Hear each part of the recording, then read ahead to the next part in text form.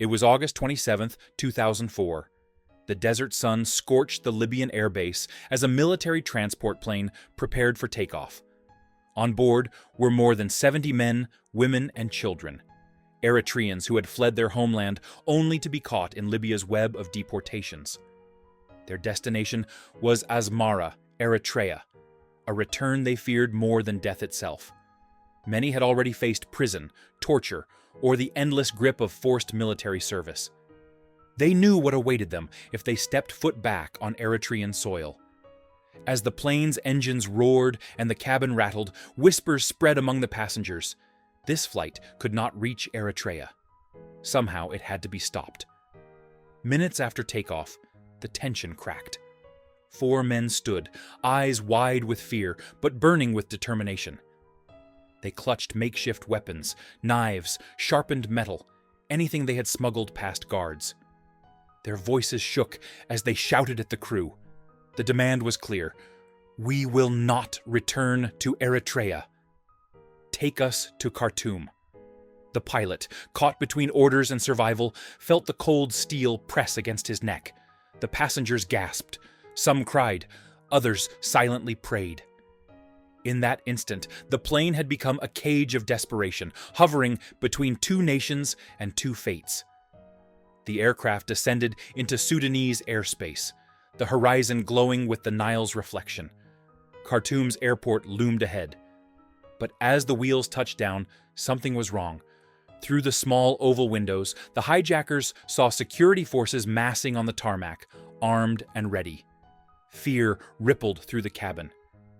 This was not safety. It was a trap. With the crew under their control, the men forced the plane back into the sky. For 40 minutes it circled, a steel bird running out of fuel, its passengers suspended between freedom and disaster. Children whimpered in the darkness. One crew member bled from a shallow wound. The hijackers' faces showed not cruelty, but terror. They knew every second mattered.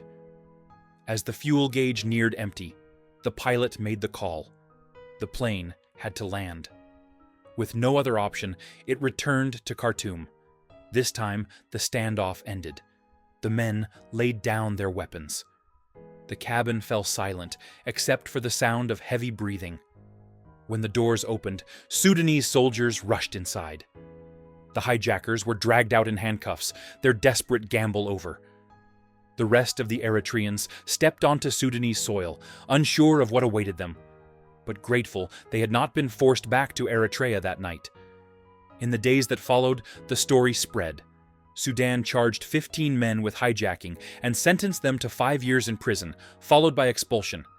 But the others, the silent majority, found a lifeline. The United Nations High Commissioner for Refugees intervened, recognizing around 60 of them as refugees.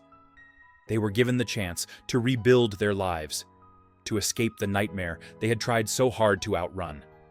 It was not a hijacking born of greed or terror. It was the hijacking of survival. For those men, seizing a plane was not a crime in their eyes. It was the only way to avoid being delivered back into the hands of a regime they had fled. The Eritrean hijacking to Khartoum remains an untold story of desperation, fear, and the impossible choices people make when every other door is closed.